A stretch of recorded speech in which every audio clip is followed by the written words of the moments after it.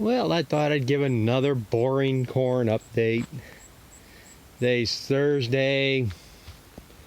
Was it the 19th, 20th of August? This is week 9. 63 days. And corn's tousled.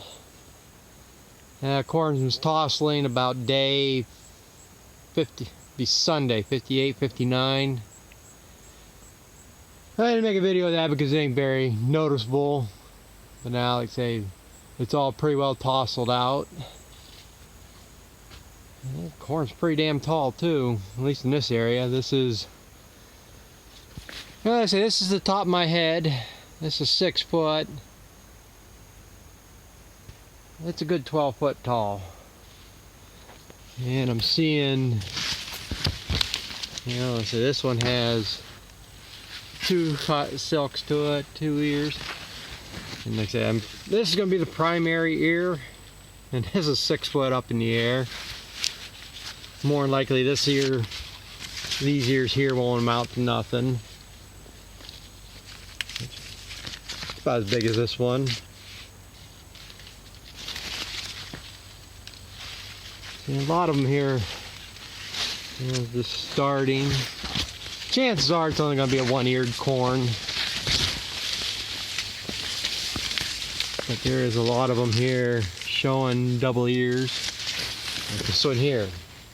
One clear up here. And then down here.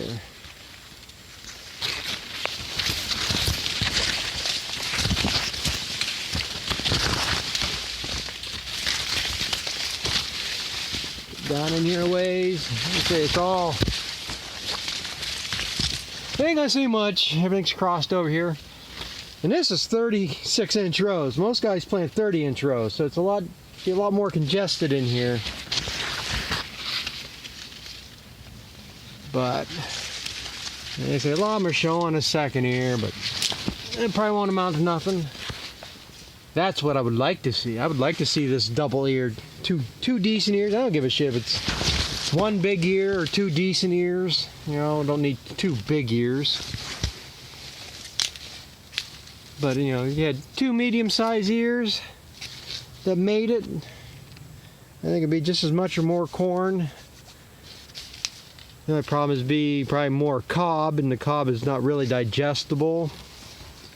So probably ain't showing it here. You can see the pollen in the air here from when I'm shaking this.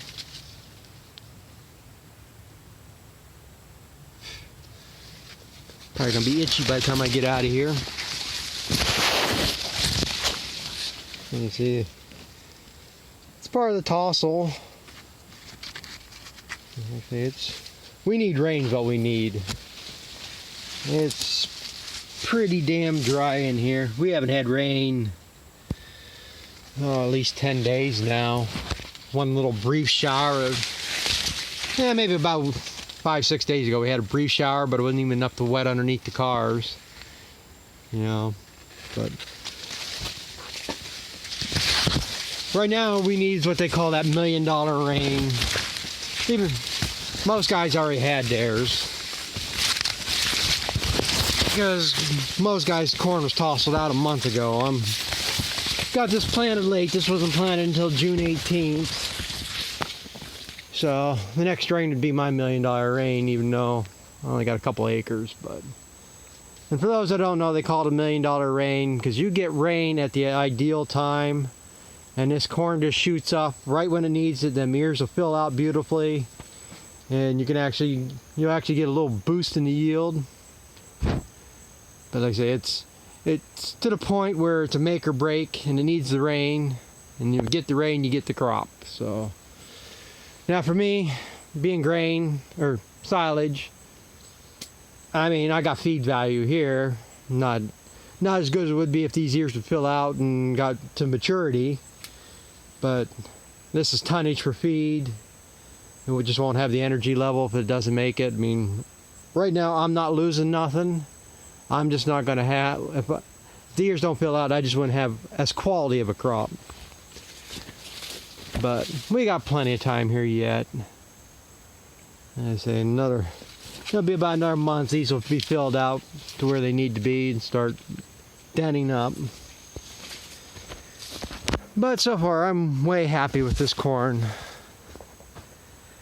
The only other thing I want to see here yet, what I want to see this year, is when these ears make it, that the cob is white. Ideally, that's what I want to see. Either a really pinkish cob or white cobs. Now, I don't know how true it is. A couple of years ago, the nutritionist I was working with, he had a corn that he suggested. I can't even think of the name of the company now.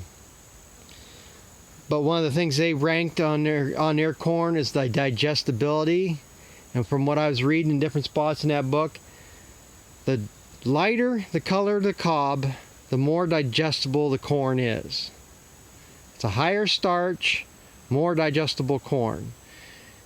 And that's what you want for silage. For grain, you want dry down, test weight, hardness, and the darkest, deepest red cob would be more for a grain. It's less digestible as a whole on the plant. So that's what I'm hoping for. But either way, I'm going to have some nice feed here. Yeah, like I say, quite a few looking double ears, but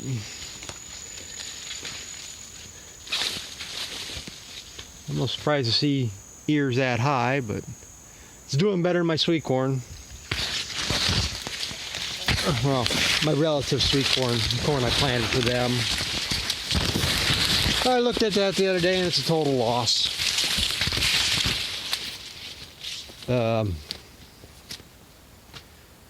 Planted the two varieties. The one variety's not even there, didn't come up or died out or whatever. The other one came up. It looks like this here, spindly, short. Last week I was seeing tassels on it. I went the other day to look at it, and anything that had a tassel that was making an ear is ripped out. The coon got it. And anything that looks like it's starting to tassel and starting an ear, the silks are gone. The deer ate it. And without the silks, it ain't going to pollinate the kernel of the corn. So, there ain't no sweet corn down there. I knew it was a waste of time.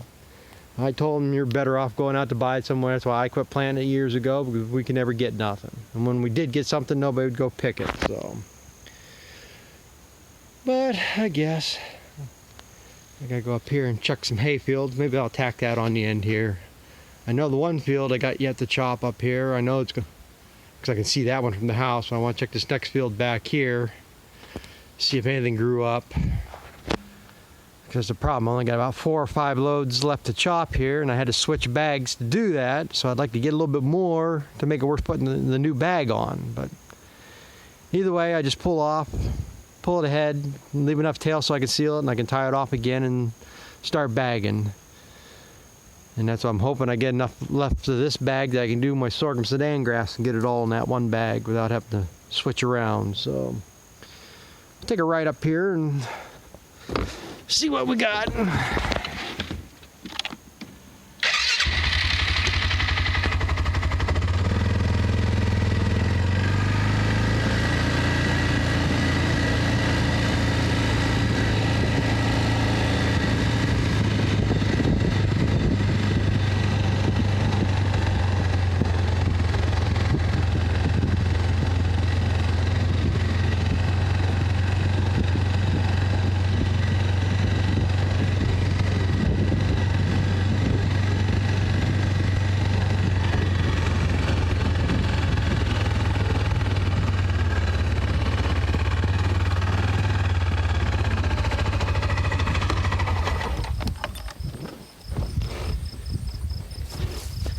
Yeah, I knew this would be something worth cutting.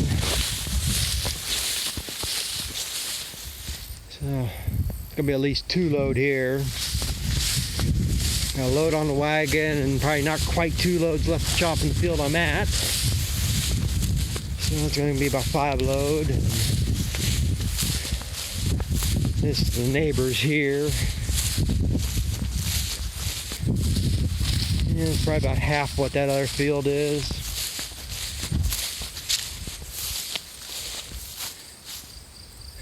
toss up. This one's gonna be a lot of raking to rake it together. It's almost be better if I let this go. See, I spread manure on here after I cut the first cutting off. So we're gonna have a lot of that in there. I really don't want to be picking all that up.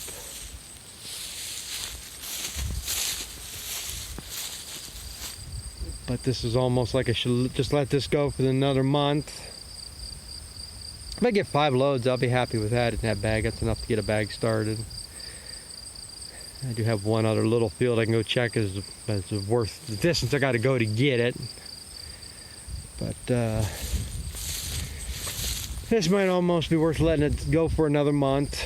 Get a couple more rains on it, and then when all this other stuff's ready to cut the third cutting off of, then do this. And that's going to make me a good problem if I get as much third cuttings as I have second cuttings. I filled a 200-foot bag so far, and if I can get another 200-foot bag third cutting, and like I said, between what I got chopped here now and my sorghum Sudan grass, I don't think will quite be a 200-foot bag. I'm almost going to say this field here alone is going to fill a 200-foot bag. And then I got probably about 2/3 this much down to my cousins to chop. So like I said, I should be able to fill at least 4 more bags. And like I said, I don't quite need that much, but get enough. I'm hoping if I get enough corn silage at sorghum Sudan grass, maybe I can feed it to the heifers this winter, because they need a little bit more. But right now, got about 3 more loads to chop.